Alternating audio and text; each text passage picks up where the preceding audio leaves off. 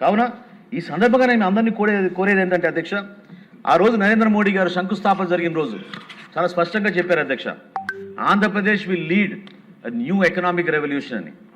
గౌరవ ప్రధానమంత్రి గారికి ఒక నమ్మకంతో అమరావతి నిర్మాణం ద్వారా ఆంధ్రప్రదేశ్కి గారు దేశంలోనే ఒక అద్భుతమైన మార్పు తీసుకురాగలుగుతాం, ఎకనామిక్ రెవల్యూషన్ తీసుకురావాలి ఆంధ్రప్రదేశ్ అనే ఆలోచనతో ఆ రోజు ఆయన ఆశీర్వదించారు అధ్యక్ష.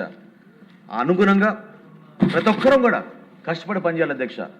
మన కూటమి ప్రభుత్వం ఖచ్చితంగా ప్రజలు ఏ విధంగా కోరుకుంటున్నారో, ప్రజలు ఏ విధంగా ఆశిస్తున్నారో, ఈ ప్రాంత ప్రజలు ప్రత్యేకంగా రైతులు అధ్యక్ష వాళ్ళ బిడ్డల్ని కూడా, వాళ్ళ బిడ్డల భవిష్యత్తు గురించి కూడా ఆలోచించకుండా త్యాగం చేసి మనకి ఆ రోజున అందించారు అధ్యక్ష.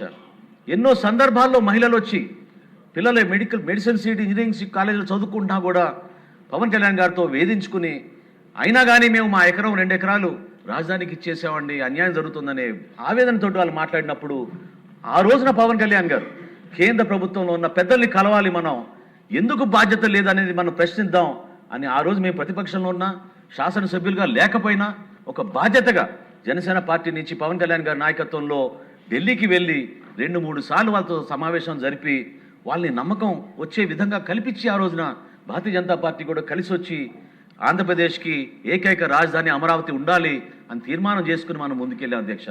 కాబట్టి దయచేసి సభ్యులందరూ కూడా నేను కోరేది, ఇది ఒక టెక్నికల్ ఇష్యూ కాదు, ఖచ్చితంగా ఇది ఒక ఎమోషనల్ ఇష్యూ అధ్యక్ష. ఎంతో పోరాటం చేశాం, నిలబెట్టుకున్నాం. ఇంకా ఇప్పుడు ఈ రోజున మన బాధ్యత మరింత పెరిగింది. గౌరవ ముఖ్యమంత్రి గారు చంద్రబాబు నాయుడు గారి నాయకత్వంలో, అదేవిధంగా మన రాష్ట్ర ఉప ముఖ్యమంత్రి పవన్ కళ్యాణ్ గారి నాయకత్వంలో మన అందరం కూడా కలిసికట్టుగా ఈ ప్రాంతానికి, మన రాష్ట్రానికి మేలు జరిగే విధంగా ఒక అంకిత భావంతో ఒక అద్భుతమైన నగరంగా మన అమరావతిని మనం ముందుకు తీసుకెళ్ళాలి, దానికి మనందరూ కూడా సహకరించాలని ప్రజలు కోరుకునే విధంగా మనం కలిసికట్టుగా పనిచేసుకుని ముందుకెళ్దామని మరొకసారి తెలుపుకుంటూ అవకాశం కల్పించినందుకు మీకు ప్రత్యేకంగా ధన్యవాదాలు అధ్యక్ష.